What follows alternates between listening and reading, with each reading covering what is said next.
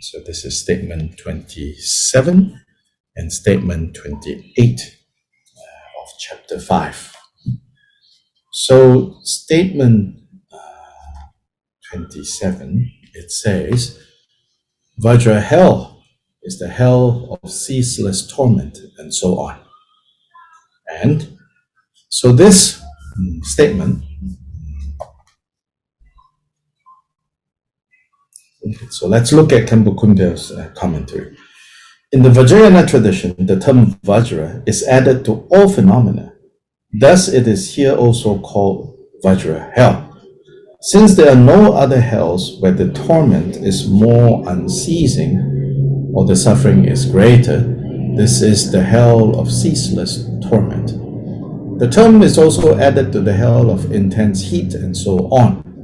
There are immeasurably many causes for being born there, and these are especially to break the pledges of secret mantra by slandering the Guru and so on.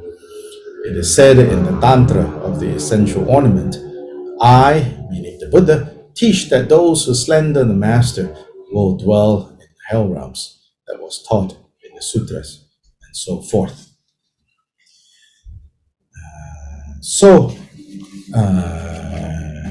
This statement, as you know, hopefully you remember, each of these statements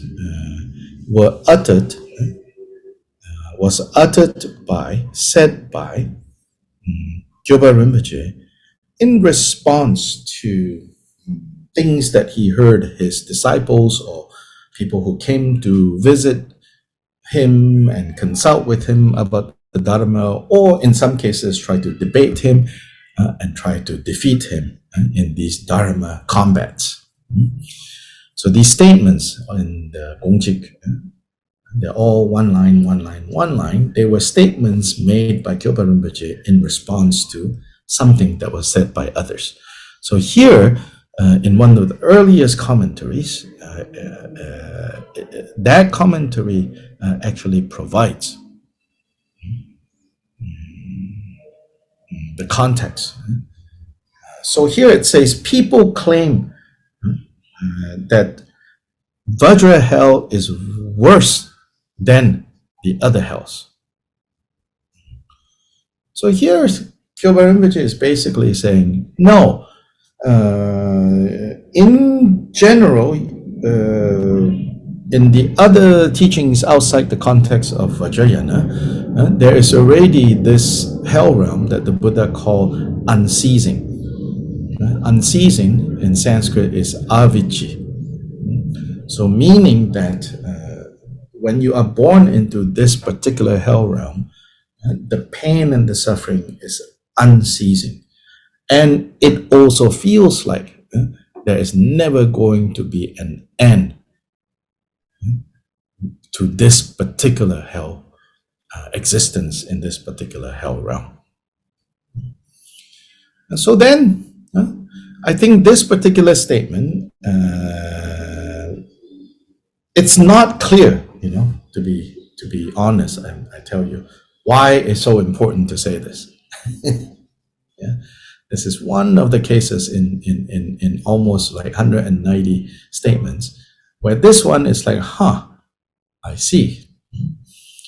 But in the commentary that we just read, and then in the earlier commentary still, there might be a hint, as to what is really going on here. So in these commentaries, they make the point to say that actually when we say Vajra hell, and so when do we come across this phrase Vajra hell?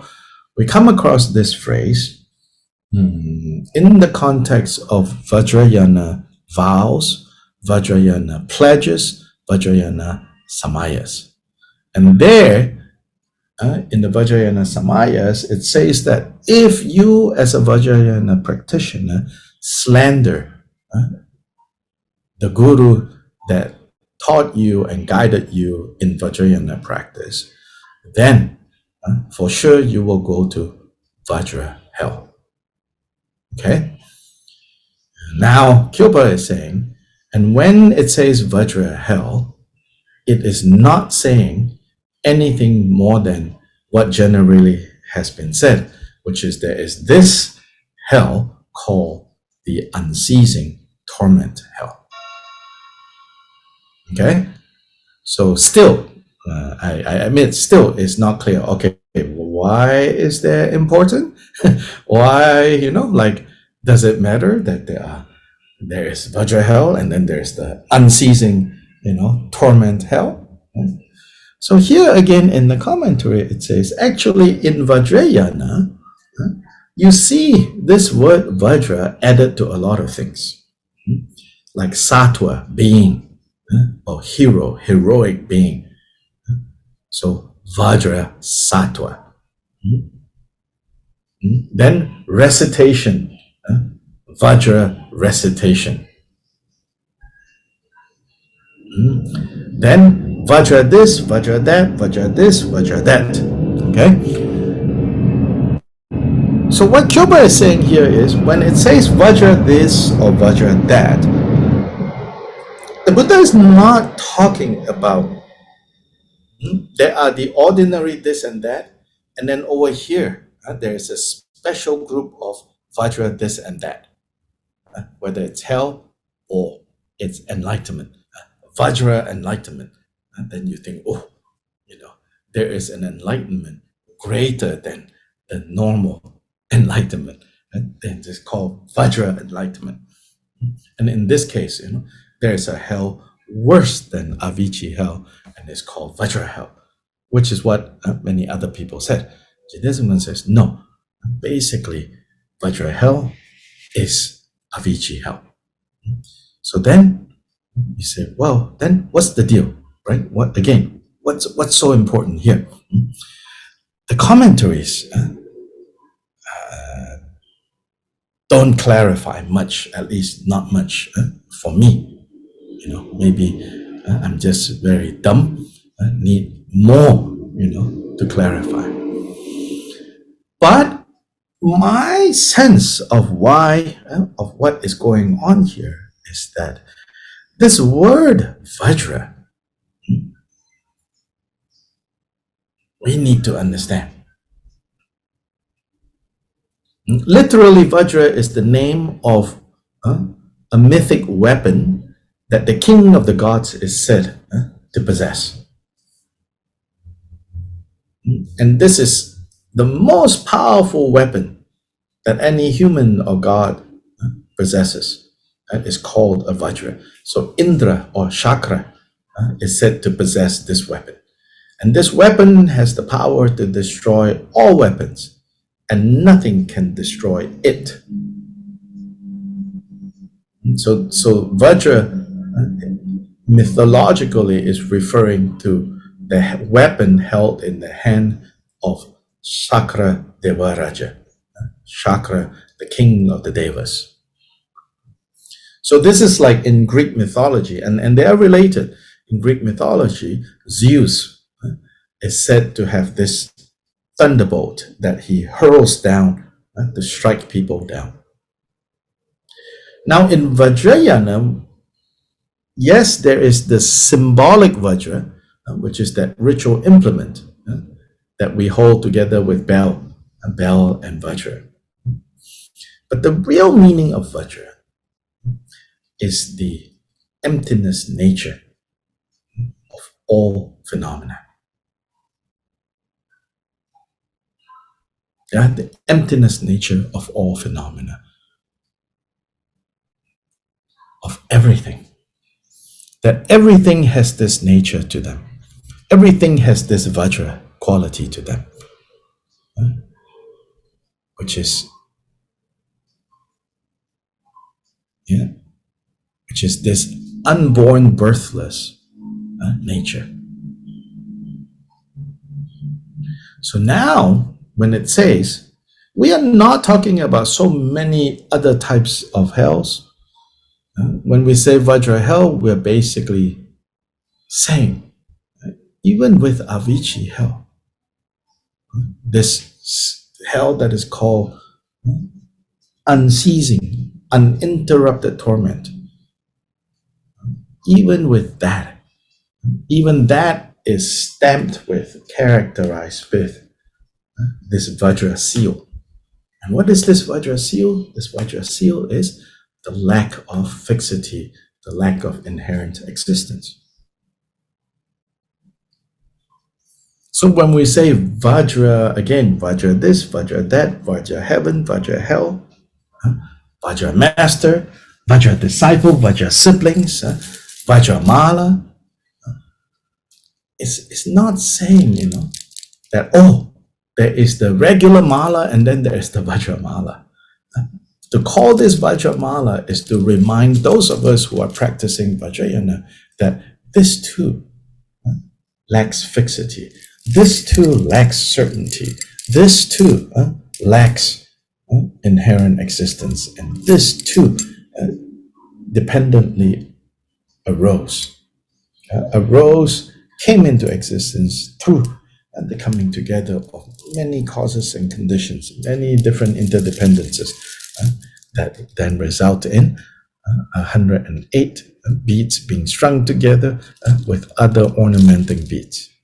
So Vajra Mala is saying the same mala, but now with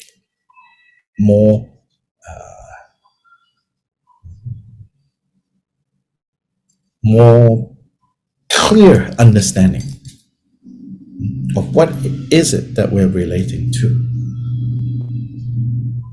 And so this Vajra statement, I think, might be related to this point. That don't think of Vajra hell as some other special hell that was created just to intimidate, to scare, to get Vajrayana people to behave themselves. I said, watch out, otherwise you'll go to Vajra hell. Don't go around asking for Vajra husbands or wives and say, I'm practicing Vajrayana. I need half a dozen of women to be my Vajra wives, half a dozen of men to be my Vajra husbands. There is no such thing, It's like something special. It's just the same that has already been taught. Now we have this wisdom aspect to understand it. Then with wisdom, all the complexities of samsara can be easily undermined, can be easily destroyed. But like I talked about the other day with another class, however, here's the thing. Right after we destroy a particular cause of samsara, then momentarily we feel, I have destroyed that. In the next moment, your habit pattern comes back in and rebuilds samsara. So samsara, as in the state of confused existence, is not a place. It is a reality that is built up moment to moment to moment. The longer it has built up, the longer it has traveled, then the more stubborn its need to insist that there is this I, that there's this self that is having all these feelings, that is having all these thoughts, that is having all these happinesses and suffering. But the wisdom of the Vajra wisdom is the Vajra wisdom that cuts through all of these confusions.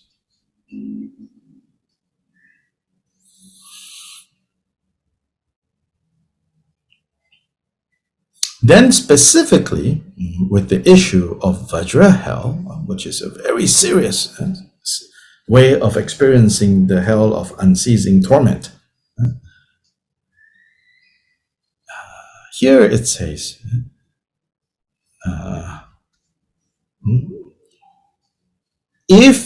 so let's look at the next statement, 28. It says, if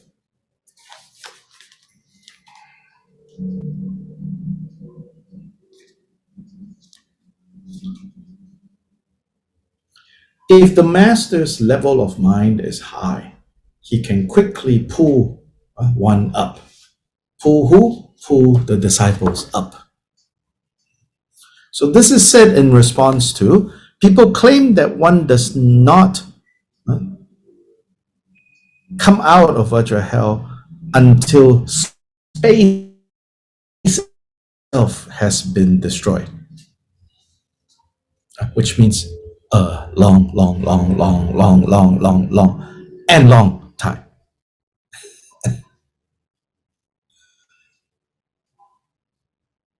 So very interesting, right? This last statement, in a way, is to balance out a potential misunderstanding from the previous statement. Previous statement discusses this Vajra hell. So here, he also disagrees with the people who say, if you are in Vajra hell, you will be in there for a long time. And the only time you're going to get out is when the space for the universe in which this particular hell is a part of, even that space itself somehow has been destroyed, which is next to being impossible, because space cannot be destroyed. And so poetically we say, when space has been destroyed, then one who is stuck in Vajra hell will be able to be reborn, to leave Vajra hell. But here Kyobpa Rinpoche say, if the master's level of cognition is high, if the master's ability to really understand and know what is going on, then he has the power to pull up his disciples.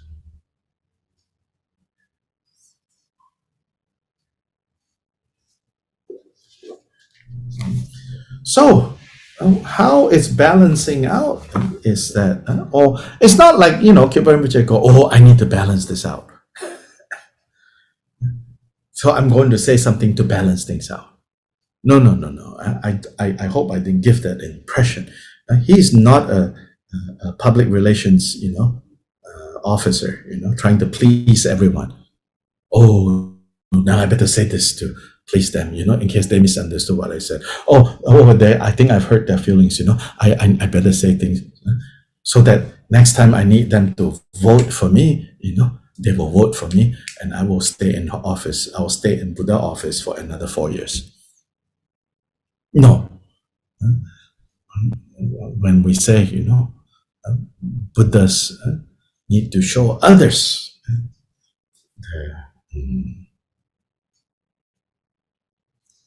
the result. Buddhas need to show that to others. So what I think the Buddhas have power to do, and the teachers, the guru who has that kind of power, that kind of Vajra master, that kind of Dorje Lopön, Dorje Lopön, not just in name, but really have power over phenomena through their great realization that comes from their great compassion. They can lend a hand and pull us out of Vajra hell, even some place that is called Vajra hell. And so if we read, if the qualified Vajra master's realization of perfected level of mind is high, one obtains authentic empowerments from him, then the disciple must be careful not to break the pledges. If one abides by the pledges, the samayas, the pledge water that was given previously during the empowerment will be the wisdom being. But if one contradicts the pledges, the samayas, it will be an enemy that will shorten one's life. Even if one falls down to the Vajra hell for a while, because one's master is not like others, and by the power of your profound connection with your master, him or her, he or she, they will quickly pull you up, and you will be liberated. This is told in the sutra that gathers all intentions. Sutra that gather all intentions. That the master Tupka Shonu taught the Dharma to Tarpa Nakpo and Dengpak as follows. If you do not fabricate this nature, even if you engage in the four substantials, it will be like clouds in the sky. This is the path of excellent yogis.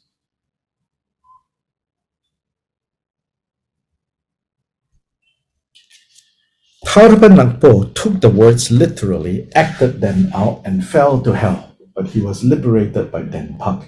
It is likewise in the story where the exalted one, Buddha, liberated Sunakshatra. Moreover, like Bodhawa said, that one must get up with support from the ground where one has fallen. One must make confessions with support from whichever one of the three jewels toward which one has committed a wrongdoing. Likewise, Jigten Sumgon maintains that if one goes against the Vajra master, only he can pull one up and nobody else can. So here, Kyobpa Rinpoche's teachings emphasizes that. So this statement is not saying,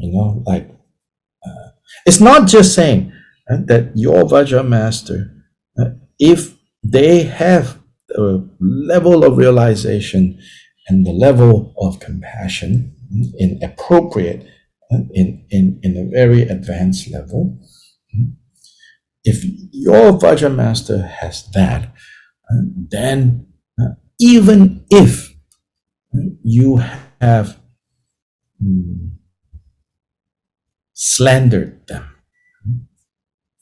even if you have slandered them, and therefore, caused this terrible break of the Samaya, and it is said when you break Samaya in that way, you will be born in Vajra hell, the last statement.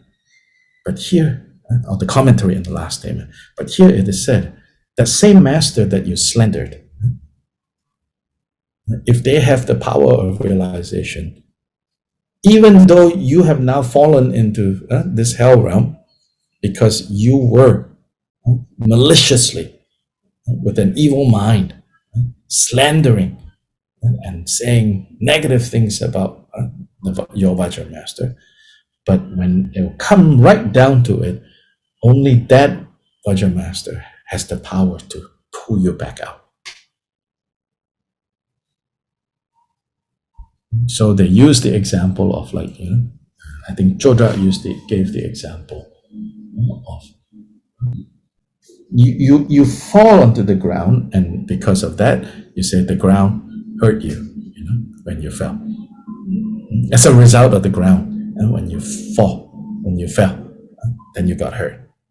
But then, without relying on the floor, the ground, by pushing up from the ground, you cannot get up yourself. So 27 and 28 are somewhat related, because how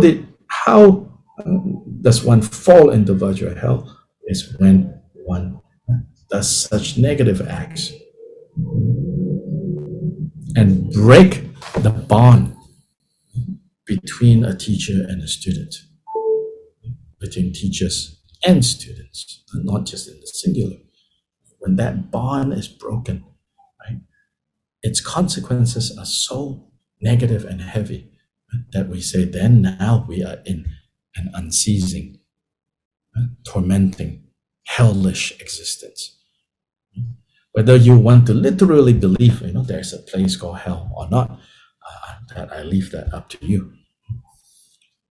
I can say you can think of this as hellish experience, meaning that, and it makes perfect sense in that. And I know we are very uncomfortable, when we talk about hell, because from the old system that we came from, hell was created by a god in order to put bad people into, like probably this idea of hell, this kind of idea of hell came from people looking at prisons, and in some ways justifying the existing of prisons.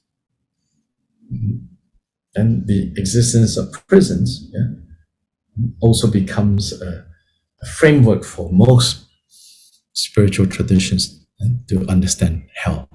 And they say it's a way where you will be punished, or you have to answer for all your actions.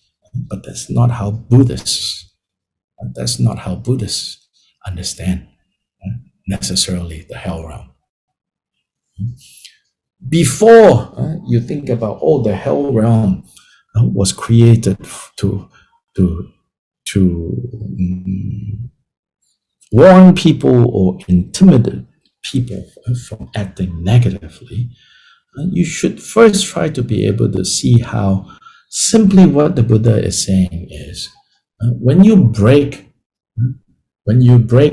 betray such a meaningful and important connection, relationship with a Dharma, a teacher who has given you Dharma.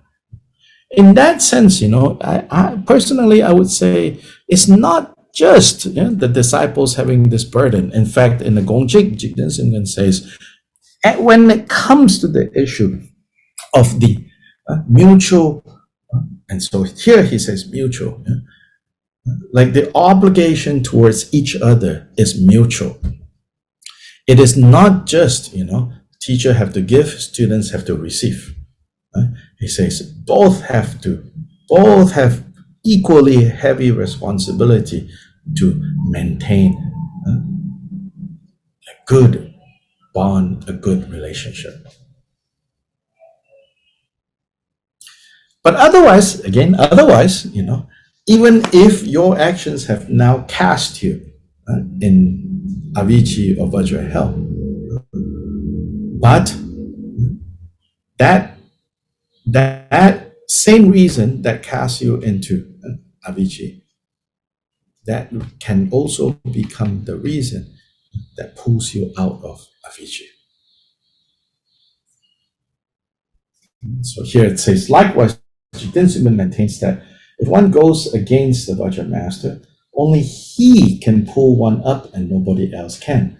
The same meaning is taught in the explanations of the pledges. If one has gone against the master, one must confess in front of him. If he has passed away, one must confess to his children. And if he has none, one must confess in front of a representation of the teacher.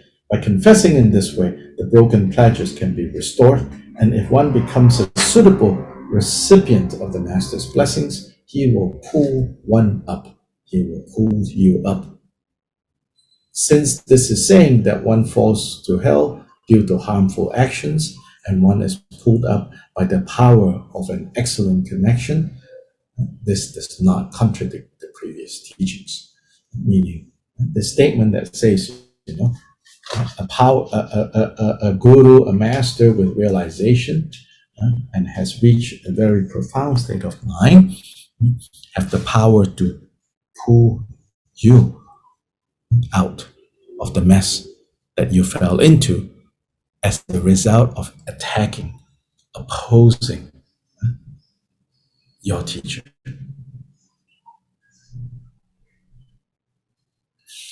So again, as I said earlier today, these two statements, it's not very clear, exactly what is the take-home lesson, exactly what is being a point, what are the points of concern here.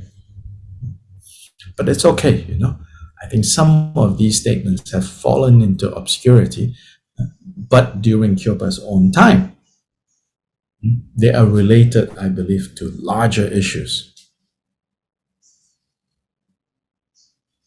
And so the sooner we have access to more of 12th, 11th century Central Tibet religious communities, the more we are able to read any and all documents from that time, the more we'll be able to appreciate these two Vajra statements and what was really at stake With the other Vajra statements, it's easier to see what is at stake. What is really the point. Here, at least for me, 27 and 28 is not so clear. And even in the bigger book, which is a translation of Chodak's large commentary on Drikung Dharmakirti's large commentary on the Gongchik, 527 and 528, it's also, when you read, you feel like, I don't think they are really explaining like what the Vajra statement is saying. Now, maybe one of you, listening out there, will get a better idea, better understanding. What is really at stake here? What is really the important issue here with 27 and 28? So as I said, I guess as long as when I'm in Malaysia, when we have this class, we are not going to go over 10 o'clock. I start turning into a Cinderella story. Then not even midnight, already.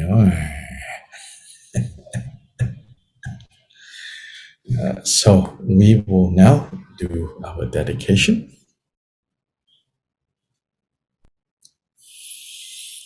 Sublime, precious, venerable, and glorious root and lineage gurus, assembly of Idam deities, Buddhas, and Bodhisattvas dwelling in the 10 directions, and all assemblies of Viras and Viranis, Yoginis, and Dakinis, please heed me.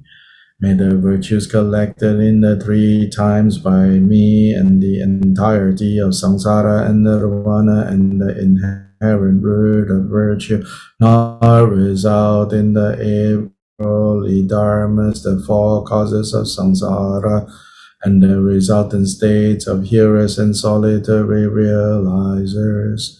And may all other sentient beings, limitless as the sky, particularly those enemies who hate us, obstruct us, who harm, those who create obstacles, those maras who mislead, and their mara retinues, happiness be separated from suffering and quickly attain the unsurpassed, perfect, precious Bodhi. By the power of this vast root of virtue, may we benefit sentient beings with body, speech, and mind.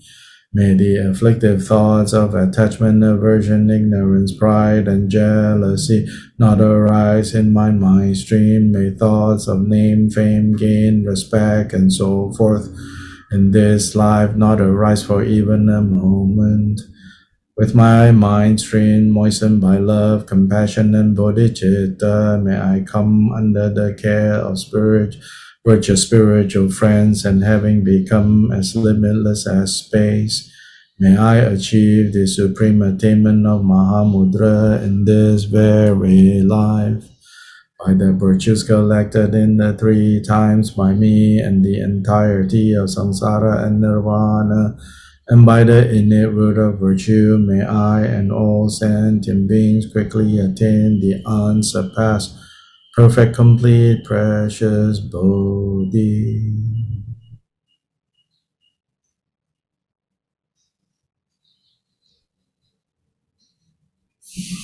Okay, bye-bye everyone.